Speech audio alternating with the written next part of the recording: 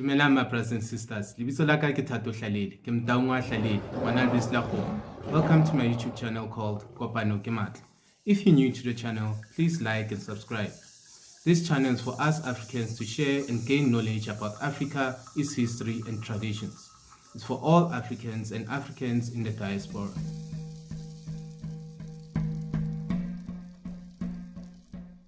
This is part 2 of African Queens. Again, I'm going to mention just a few of our queens. In no particular order, they are not ranked nor rated. They are all great in my eyes, remember?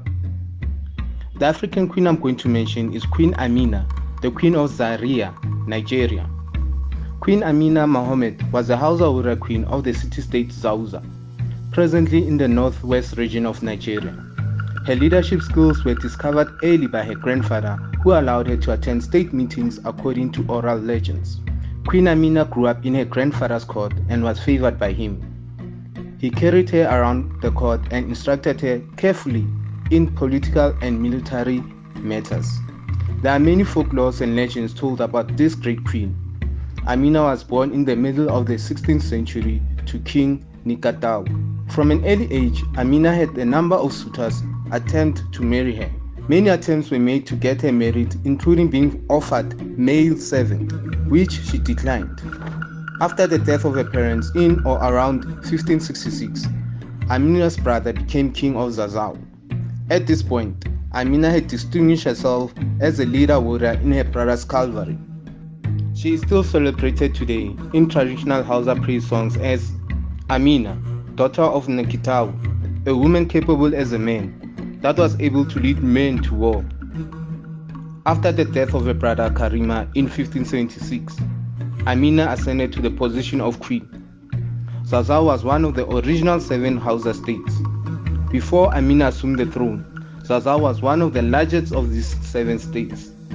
Only 3 months after being crowned queen, Amina waged a 34-year campaign against her neighbors to expand Zazau territory. She also opened up trade routes and is believed to have initiated the cultivation of kola huts in the territory she ruled. Her army, consisting of 20,000 foot soldiers and 1,000 cavalry troops, was well trained and fearsome. In fact, one of her first announcements to her people was a call for them to resharpen their weapons. She conquered large parts of the territory.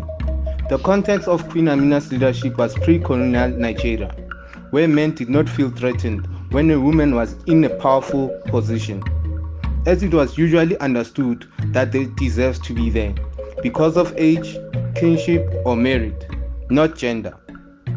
Women could even oust men who were not performing their duties effectively. Under Amina, Zazau controlled more territory than ever before. To mark and protect her new lands, Amina is also credited as the architect of the strong walls around the city, which became the prototype for the fortifications used in all Hausa states. She built many of these fortifications, later known as Ganawa Amina or Amina's walls, around various conquered cities. Many of these walls remain in existence to this day. The next queen is Queen Makeda, better known as Queen of Sheba, Ethiopia. Ethiopia's 14th century royal epic, the Kebra Nakast, or Glory of Kings, writes that Makeda was a queen of incredible strength. According to the epic, Makeda, ruler of Ethiopia, who is told of the wonders of Jerusalem under Solomon's reign by a merchant named Tamrin. Tamrin had been part of an exhibition to Jerusalem, supplying material from Ethiopia for the construction of Solomon's temple. He tells his queen that Solomon is the wisest man in the world and that Jerusalem is the most magnificent city he has ever seen. Intrigued, Makeda decides to visit Solomon. She gives him gifts and is given gifts in return, and the two spend hours in conversation. Solomon commands a great feast to celebrate Makeda's visit before her departure, and she spends the night in the palace. Solomon swears an oath that he will never touch her, just as long as she does not steal from him. Makeda agrees, but in the night, She becomes thirsty and finds a bowl of water which Solomon has placed in the center of the room. She is drinking the water when Solomon appears and reminds her that she swore that she would not steal, and yet here she is, drinking his water without permission. Maketa tells him he can sleep with her since she has broken her oath. Before she leaves Jerusalem, Solomon gives her his ring to remember him by, and on her journey home, she gives birth to a son whom she names Menelik, son of the wise man. Historically, the Queen of Sheba remains a mystery, but her legend has endured for millennia, and she continues to inspire literature and art in her honor in the present day. Then there is Queen Asentawa, Asante Kingdom, Ghana. Asentawa was the queen mother of Ijisu in the Asante Empire, now part of modern-day Ghana. In 1900, she led the Asante War known as the War of the Golden Stool, also known as Asentawa War against British colonials. Asentawa was influential Asante queen at the beginning of the 20th century, who remains a powerful symbol today. She was a skillful farmer before ascending to the title Queen Mother in the 1880s. It is believed that she was chosen for this title due to the matrilineal aspect of the Asante culture, and that her elder brother, Nana Akasi, who was a powerful ruler at the time, appointed her to the role. As the Queen Mother, Asentawa held many responsibilities, including being the gatekeeper of the Golden Stool. The Golden Stool is an emblem of the Asante Kingdom, cultural system, and power. Since the Queen Mother is elected to be the mother of the reigning king, she presents candidates for when the occupant of the stool, the chief, becomes vacant, in turn protecting the establishment of authority. Additionally, since the Queen Mother is the main advisor for the king, and thus is the second highest position within the empire, she fulfills the role of guarding the Golden Stool. In 1896, the Ashanti peoples began to rebel against the British presence in their lands and the British attempt to construct the Gold Coast colony. To retaliate, the British captured and exiled the king of Ashanti, and Asentawa's grandson Kofi Tene, who was also a powerful leader. The British removed the king and other Ashanti leaders to the Seychelles Island in an effort to acquire the Golden Stool, while the remaining leaders within the community debated on how to best respond to the British threat. Asentawa held her ground and rallied the troops. Her leadership and passion led to a role as commander-in-chief of the Asante army. In turn, the Anglo-Asante War's fifth and final war against the British became known as the Asantewaa War of Independence, or the War of the Golden Stool, which began on March 28, 1900. That conflict began when British Representative Sir Frederick Michael Hodgson sat on the Golden Stool. Since the stool was not a throne, when Hodgson's act became known, Asentawa led the rebellion, which resulted in the death of 1,000 British and Allied African soldiers and 2,000 Ashanti. Both totals were higher than the deaths of all previous wars between the Ashanti and the British combined. To inspire the leaders of her community, Asentawa proclaimed that if the men of the kingdom would not defend the people, then the women would rise to the challenge. This hardened the men's hearts, and it challenged traditional gender roles. She led the rebellion and became an image of strength and resistance.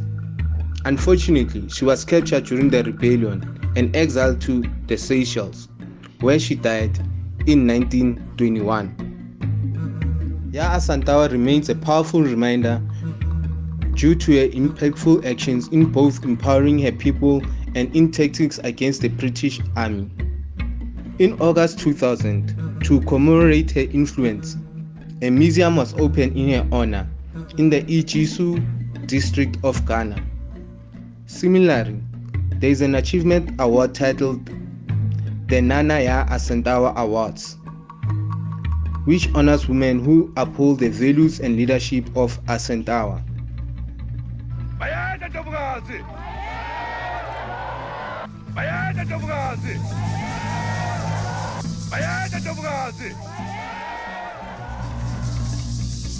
The next queen is Queen Nandi, Zulu Kingdom. Queen Nandi ka Pepe Langeni. According to historians, during the reign of her son, she had influence over the affairs of the Zulu Kingdom. Queen Nandi was the mother of King Shaka Zulu, one of the Zulu Kingdom's greatest kings. The Zulu nation was a superpower in the southern African region. Queen Nandi's story is one of resilience as a mother and one of hope against social pressures. She fell pregnant with King Shaka Zulu out of wedlock. Shaka was King Zenzangakona's son. Queen Nandi endured great humiliation but remained steadfast in raising her son. She taught Shaka how to be resilient and confident in his abilities. During Shaka's reign, Queen Nandi was a voice of reason during hard times of political strife with neighboring kingdoms. King Shaka was able to go on many exploits because of her support. He extended the borders of the Zulu Kingdom over a period of 12 years. Zulu dignitaries and people marked Queen Nandi's death with a long period of mourning. They call this period Isililo Sika Nandi. Staying with the Zulu people, we have Queen Mkabayi.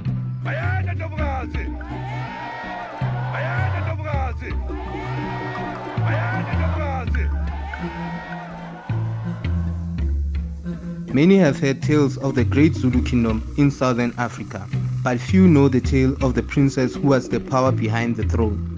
A princess who devoted her life to protecting the Zulu, Mkabayi kaJama. Princess Mkabayi was the daughter of King Jama, the grandfather of King Shaka Zulu.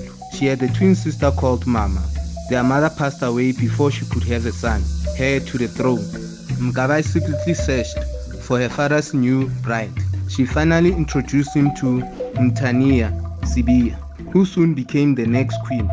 This match led to the birth of a son, Senzangakona kaJama, meaning he who acts with good reason. The Zulu finally had their heir. Mkabayi had proved herself in the eyes of the king and the Zulu people, and thus began her long influence on the politics of the Zulu kingdom, which spanned the reigns of 4 different kings. When her father, the king, passed away, the Zulu kingdom was again thrust into turmoil. Her half-brother was too young to take the throne. In this time of great uncertainty, Mkabayi acted with authority and resolute. She stepped forward to lead her people while her brother grew up into his role. While she worked hard to prove herself to be a highly capable leader, most of the old oral stories tell the tale of her being in charge and ruling for a younger half-brother. Although the Zulu people were still skeptical of Mkabayi, she demonstrated herself time and again as an excellent leader who always put the unity of the kingdom first. She squashed attacks on her brother's life and ruthlessly put down other attempts to claim the throne. Finally, when her half-brother was old enough to lead the kingdom himself, she stepped down. Even though she was no longer regent, she continued to be influential in the political landscapes of the Zulu kingdom, using her influence to help make decisions and doing what she thought was best for the Zulu. When her brother had a son outside of wedlock, Mkabayi saw this as an opportunity to have a new heir to the throne. She acted quickly and encouraged the mother to flee with her son. She saved them both. The woman's name was Nandi, and her son was called Shaka. During all this time, Mkabayi led a military group and remained active in Zulu politics. Years later, when Senzangakona died, Mkabayi helped his son, Shaka Zulu, to take the throne instead of his other half-brothers. When Shaka launched a coup to gain control over Zululand, Mkabayi rallied political support for him, eventually leading to a great Zulu renaissance. Shaka reunited many warring tribes and put in place many military, political, and social reforms for the good of the land. One such reform was that all conquered people were allowed to integrate into the Zulu kingdom in full equality with its current citizens. During Shaka's reign, the Zulu kingdom thrived and grew into an empire, becoming one of the strongest in Southern Africa. While the Zulu leader named Shaka is well known, few know of the princess behind the scenes who worked tirelessly to bring greatness to a kingdom. That princess is Mkabayi. To me, Mkabayi in modern days would be likened to the fictional character of Oliver Pope, influencing the Oval Office. As I did with my last video, I'm going to suggest for you a great young African writer, Lesang Lebakeng. She's from Botswana. She has written a children's book called Masa's Birthday Present. This book is great for our young African children. Please support her. I will leave her Facebook link in the description section. Thank you, my brothers and sisters. Kopano ke matla. Unity is strength. Ke tseo taba tsa ka bana beso ke Tsumo ka Mathedi.